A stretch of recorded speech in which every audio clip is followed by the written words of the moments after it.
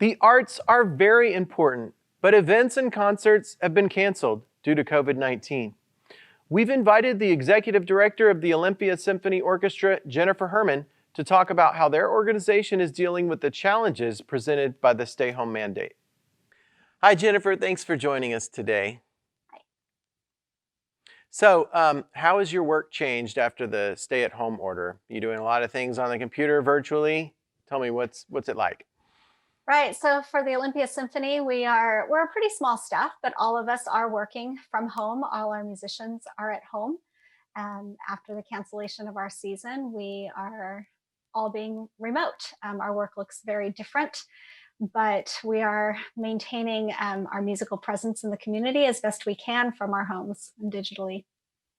Yeah, so how have you adapted to the new social distancing order and are you still rehearsing over some kind of web platform or just do the musicians just rehearse on their own? Right. So our musicians are all at home. Many of them are teachers. And so what they're doing, what they're spending the majority of their time doing is teaching online lessons for their students. But for the symphony, they're creating digital content for us, whether it's them composing or forming virtual duets, either with themselves or with a friend by various apps, collaborative apps that are out there. We are not rehearsing as a group because we don't have prospect of concerts in our future. So our musicians are practicing, they're all professional musicians, and part of their daily discipline is to continue practicing. So they're working on things, whether it's solo works or technical exercises for themselves. So that's how they're keeping their musical skills up. But right now, without anything in the future for us to perform or do as an ensemble, we're not rehearsing anything. Gotcha. But we are forming small groups. Our musicians, like I said, they're working with one another using apps and various digital tools to have small performances that can be shared on our social media or shared digitally. And then also, we are having some live performances. We're doing some Facebook Live performances with some of our musicians that are just performing solo from their homes. Oh, cool. So the mission of the orchestra is to enrich, educate, and entertain the public. How are you maintaining this mission right now? Well, I'll just start by saying we have absolutely no intention of going away. So we are looking at our mission to enrich, educate, and entertain, and finding ways that we can do that in this new reality that we find ourselves in. This is our mission, and our model has always been that we perform concerts and people come to our concerts. But if we can't have that model right now, if we can't perform concerts for large groups to come to, that doesn't mean that we just stop enriching, educating, and entertaining through music. We just have to find a new way to do it. Music itself is not canceled. Arts are not canceled. There's a way that we can do this. So we will remain active and present in the community, and our plan is to keep going, to be creative and find ways that we can do that. We have been doing that through social media, like I said, with live performances with our musicians. I've been posting behind the scenes with our musicians, what they're up to, letting the public see into the lives of a musician. And that's something that they're doing all the time anyway, but we've never had the time and space to be able to tell that story of our musicians and what they do off of the stage. So it's kind of a nice opportunity to get to introduce the public to our musicians as people. Well, that's a good idea. Mm-hmm. So the whole season has been canceled, right? Yes. That's through the summer, or when is the end of the season? So we had two concerts that were canceled when this all took place. So we had a March and an April concert. Those were both canceled. And we also had a chamber music performance planned at Panorama, and that was canceled as well. And then we have a summer concert that we do outdoors, typically on the Capitol campus. And we just made the decision this past week that that concert will not be possible. So yes, everything has been canceled. And now we're looking forward toward next year and trying to listen to what the regulations and allowances are and figure out a way that we can fit ourselves into those plans. We're being flexible and adaptive and creative. we just have to do what we can do and to keep the arts alive. One major change for us is this was our music director's final year with us. After 17 years, he was retiring. And so that's something that's been very sad for us. His final concert was supposed to be April 19th and then the summer concert. So we're heartbroken that we're not able to have a big final celebration for him and for the community to have a chance to say goodbye. And we were planning to have our music director search taking place currently, and we are still going forward with that, but each of our finalists was going to conduct a concert next season.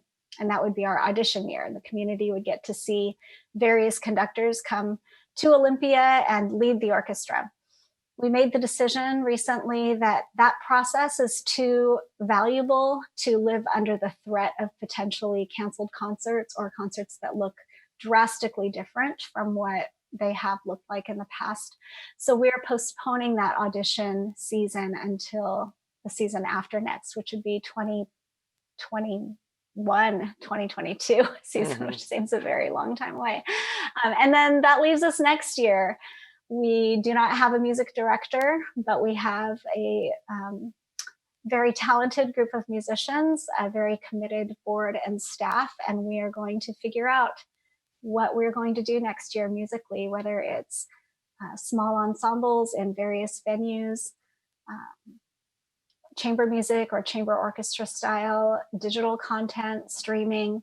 We're just going to adapt and be creative.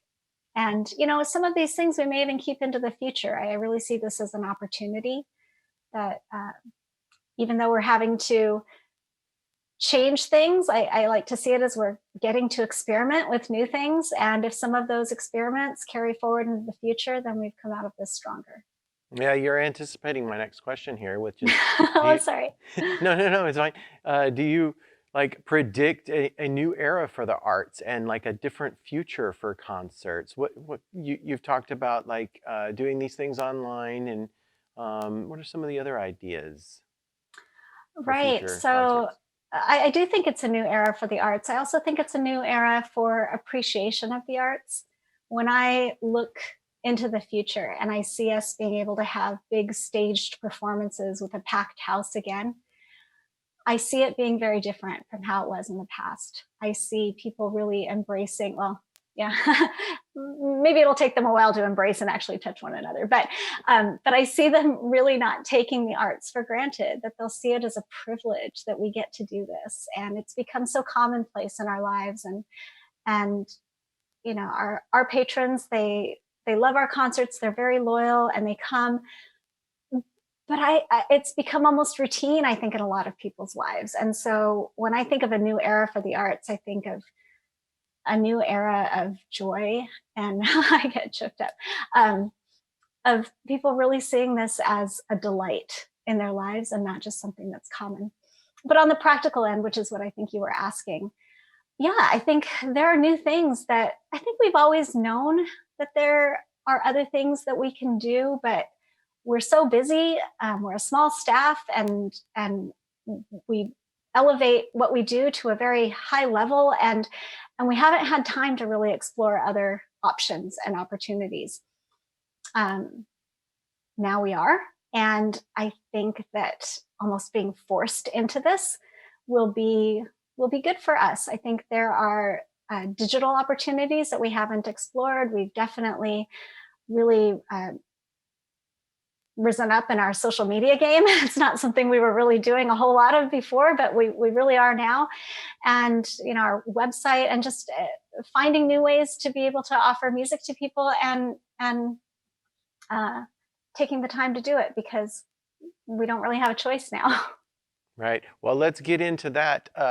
How can people stay connected with your organization? Let us know what your social media addresses are and stuff like that, or what are all of your social media accounts? You've got Facebook. Tell me what you have and how people can access those. We have Facebook and Instagram and Twitter, all the normal places. We are Oly Symphony, Oly Symphony. And The content that we're posting on there, it ranges from behind the scenes with musicians. We have a couple of ideas that are brewing right now and ready to publish of reed making. So for an oboist, they need to play with reeds, and we have an oboist that makes reeds, and so she's showing how she can do that, and how to put hair on a violin bow. So we have educational content like that. So we really encourage people to check that out. Also, our conductor, who is still here, Hugh Edwards, he is posting once a week a recommended listening with some narrative that he explains a piece of music. And so we have that on our YouTube channel and on Facebook as well. We have the live concerts that people can engage with. Also, another fun thing that we're doing is we have musical notes. And so we're going back to kind of the old-fashioned telegram. So we can send digital telegrams for special occasions to your loved ones. We had a great response. We launched it the week of Mother's Day and sent out 55 musical telegrams to people in the community. It's a fundraiser for us. It's a way for people to support the organization and also it's like an e-greeting card. And the performances are by our OSO musicians who are at home. Right now, I think we have 12 musical selections on our menu that people can choose from. And then they can choose to order a personalized recorded message that will be added to the video. The video is all personalized and sent to their recipient as a custom unlisted YouTube link. So that's a way that people can enjoy music, send music as a gift to people at the same time supporting the symphony. And I think a big way that people can support us is to allow us to hear their voices. Like I said about next season, we're being adaptive and creative, but we won't really know what the community wants from us unless they tell us. So I'm preparing to send a survey out to our email database that we have, but I'll also post it on our website and on social media so people that we're not already connected with can respond to it. And it will ask questions such as, how are you engaging with our digital content? What digital content would you like to see? How comfortable are you returning to performance venues next year? What types of things can we do for you? And so if the community can listen to us the way that we've been asking the community to listen to the orchestra for all these years, if they can allow us to listen to them, it will really inform us and help us shape what next season will look like. And we can provide for our community's needs. And then finally, yes, we do need support. Having a canceled season is devastating financially for us. We are a nonprofit organization and we rely on ticket sales, which in a normal year account for only 30% of what we need to operate. And so we rely on donations and contributions from individuals and sponsors and grantors, and all of those things are really in peril right now. So any contribution that anybody can make, we have a donate button on our website. Anything helps, and it helps keep music alive in your community. A lot of us here at TCMedia have enjoyed your version of Pomp and Circumstance that you've put on your website.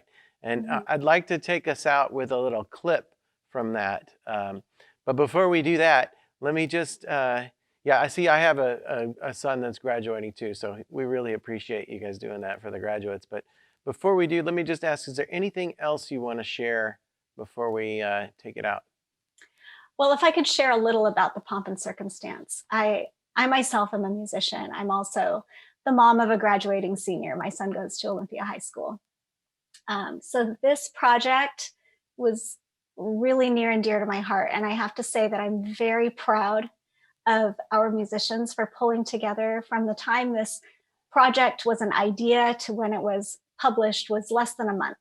And getting 60 people organized from their homes to participate in this kind of a project, and then have one of our volunteer musicians put it all together with video and audio as an amateur and actually have this come true was nothing short of a miracle in my eyes. And very, very proud of the organization that we are for pulling together and doing something like this. And this thing has gone all over the country. The last I looked, it had something like 16,000 views and hundreds of shares. Like Olympia Symphony has gone viral in a good way, and good use of that word. We right. hear that word in such a negative way recently. I know, but in a good way, this thing has spread, and I'm so happy. I mean, I am happy for the exposure the symphony is getting, but more than that, and really the heart of this project was giving a gift to graduates of high school and college, even of elementary school, right? They play this song for kids going on from elementary school to middle school, and giving that musical enhancement to the big hole that's in a lot of people's lives right now. I know as a parent, I have imagined seeing my son walk across the stage and that music is playing in the background of that vision that I have in my head. And so there are a lot of things that are missing in our lives right now, but music really has the capability of filling big holes in our lives and making us have memories or imaginations that feel more real as it connects us. And so if we can get this gift out to more people, the better. So thank you so much for helping us to get this gift into the ears and eyes of more people and then into their hearts. Thank you. All right. Well, thanks for taking the time to be with us today, Jennifer. Thank you. To order a musical telegram, make a donation, or get in contact with the Olympia Symphony Orchestra, go to their website at olympiasymphony.org. Or you can follow them on social media at Oly Symphony. To end this episode, here's a clip of the Pomp and Circumstance video for the graduates of 2020.